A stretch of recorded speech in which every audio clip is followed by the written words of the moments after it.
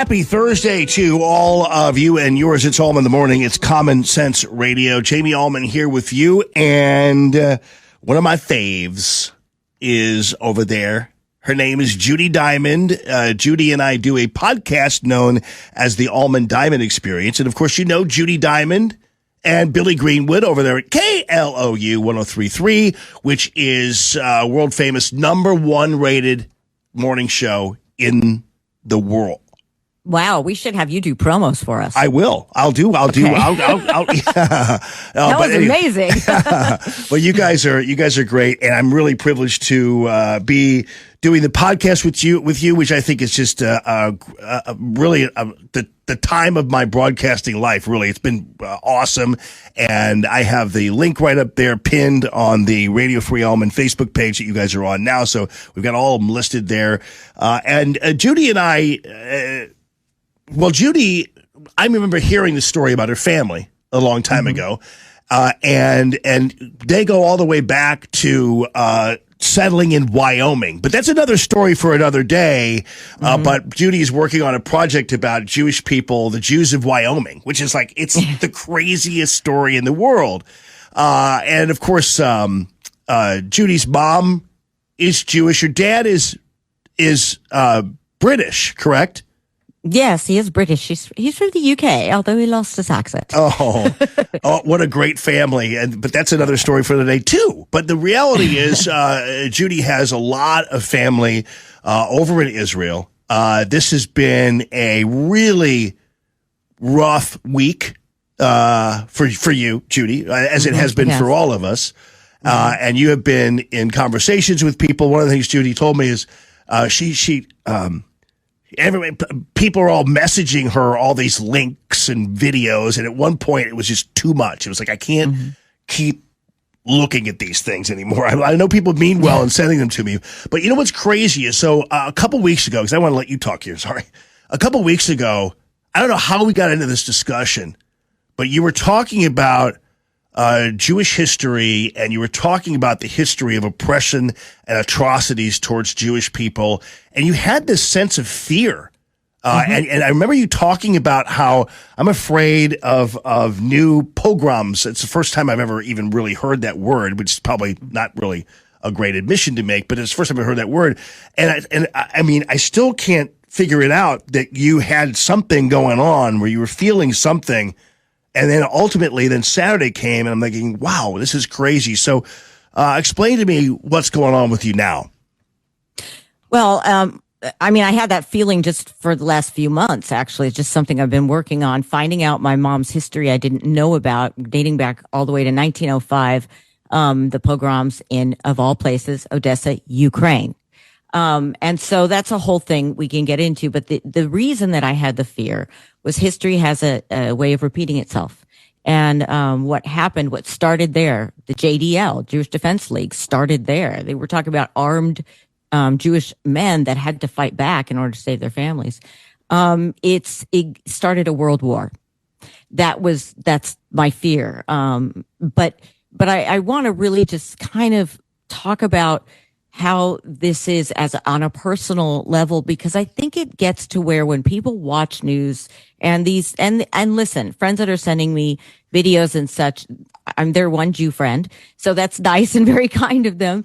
But I try to kind of listen to all, then I go, I can't do it. Let me talk to my cousin who knows firsthand what's going on. I know that's real, because on both sides, I don't care what the news outlet is, you just can't believe everything. Yeah, right. And so you've been reaching out to your cousin, and your cousin did ultimately respond with something bigger than perhaps you expected, which was a letter of sorts, a note, correct? Mm-hmm. And yeah, I asked him if he would join, and it's nighttime there, but he said, I can't do it, but I'll send you something. And I said that would be great, and I understand. Yeah. Well, do you want to read it?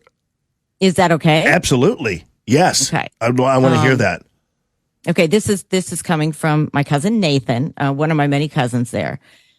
It starts with every Jew and any Jew, whether he or she is conscious of it or not, at any moment could be murdered simply because he or she is a Jew.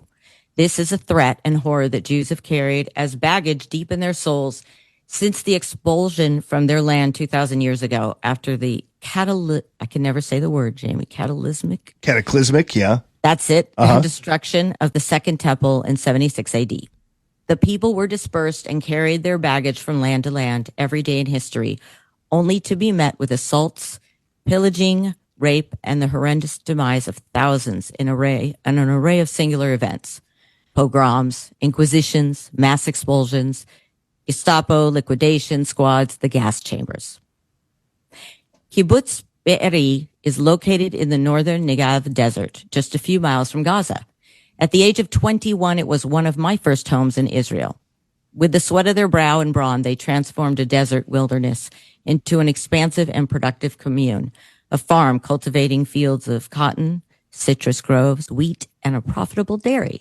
Leisurely wandering through the kibbutz, you were met with children playing under shade trees, mothers in baby carriages, flower gardens, and meticulously kept lawns. It was the home of Aaron, a 9-year-old who had played retrieve the stick with his dog Smokey.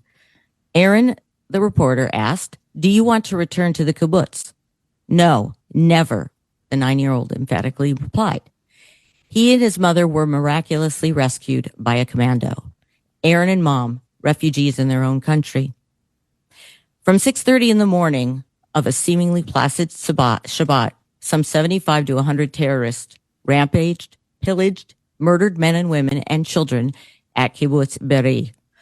The terrorists themselves documented their atrocities, videos taken from the phones of the bodies of the dead terrorists.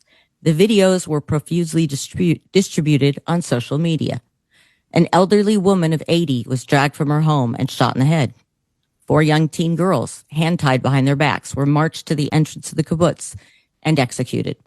An entire family was executed in the bomb shelter, the family baby decapitated. Tens of homes were systematically set on fire, literally cooking the inhabitants and the internal bomb shelters. The pillaging was rampant among mutilated bodies. More than 100 human beings were murdered, many others taken hostage. They were paraded in the streets of Gaza, stripped trophies of young women, others showing signs of rape from their bloodied underthings. 112 residents of Be'eri were found dead. Ultimately, late to come, 3 commando units neutralized the terrorists. Close combat, hand-to-hand, after 5 hours, the threat was eliminated.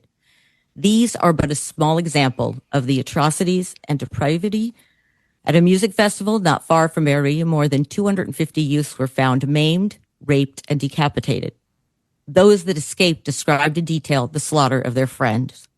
Aaron and his mom will return to the kibbutz, but only after the ISIS Al-Qaeda Nazi entity is removed from this earth. This is my cousin Nathan's word. There is no other choice, but at least it will be done by Jews without baggage who will fight with ferocity, defending themselves. Wow. That is incredible, Judy. And all I could think about are the people in the media who, when the first stories came out about, for instance, the beheading of babies, were like, we don't know that to be true. And of course, the documentation came from the phones of the dead terrorists. Yeah. That's how they discovered it, aside from discovering the bodies. And your point in the very beginning, and this is chilling, when you talked about how every Jew in the world carries with them this knowledge that they, at any time, they could be murdered. Because this is what happens if you look at the story of Daniel Pearl, the journalist, who was just doing his stories and things, and then pulled out aside only because he's Jewish. When we talk about, we've seen situations of plane hijackings and other things, or of raids on coffee shops. They always pull out the Jewish people. These terrorists do, and you are pulled aside specifically for your demise.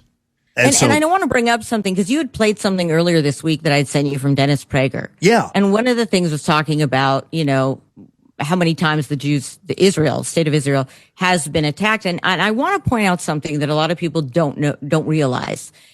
A Jewish soldier, an Israeli, a Jew, would never, ever strap a bomb onto any human being and walk into a place to blow up something. I had to put that out there because no one ever brings that up. the Jewish army, they do not attack. They defend. They defend. They defend. And they always have, because that is their belief. This is, and I know I talked to you via text about the chosen, and what that means to a true Jew is not about so much being Jewish. And this is in my opinion, not Nate's. This is me. This is how I was raised to believe it. It's about, we were given the task of taking care of everybody in the world. And Israel, to me, is a country that anybody is free to go and worship however they want with no threat. I don't know of another country, except the United States should be this way, that does that. Yeah. And that is what they are protecting as the chosen.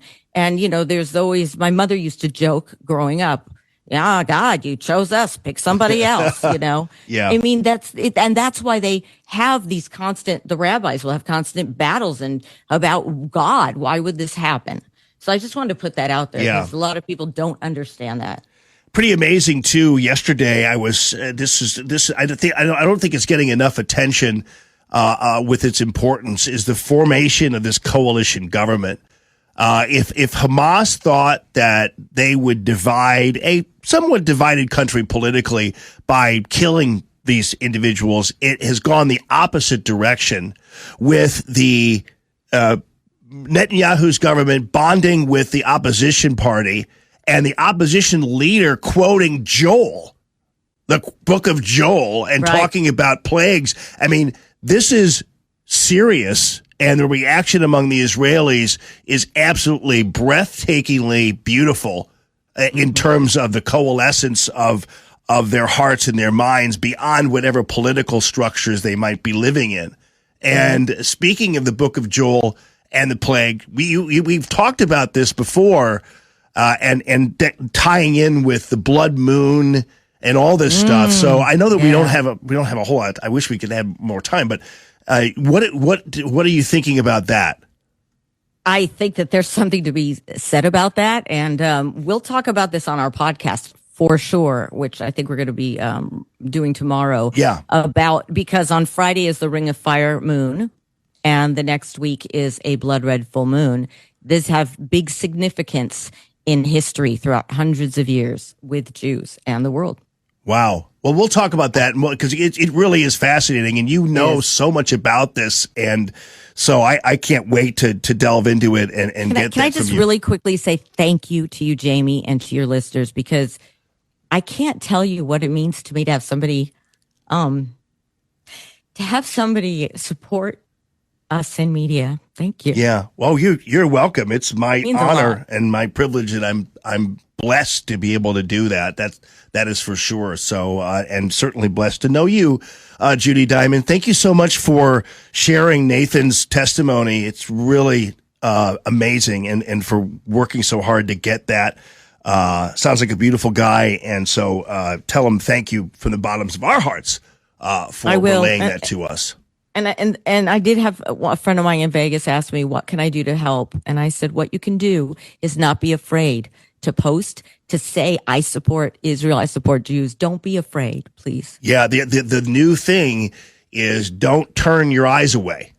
That's the thing, because everybody, I don't want to see this. I don't see. Don't turn your eyes away. It's been done too often, and sometimes that's what leads to terrible things. So, Judy Diamond, thanks so much. I'll let you get back to Billy and your show on KLOU. That's Billy and Judy in the morning, so they do a great job. But appreciate you taking the time out to share with us today. Thank you so much, Jamie. I really appreciate you. All right. Appreciate you too. That is Judy Diamond. And then we are going to have the Almond Diamond Experience podcast popping tomorrow. By tomorrow night, you're going to be able to listen to it. So we'll talk about that and the blood moon and everything else that's crazy out there on the Almond Diamond Experience. Judy, thanks a ton. We'll see you.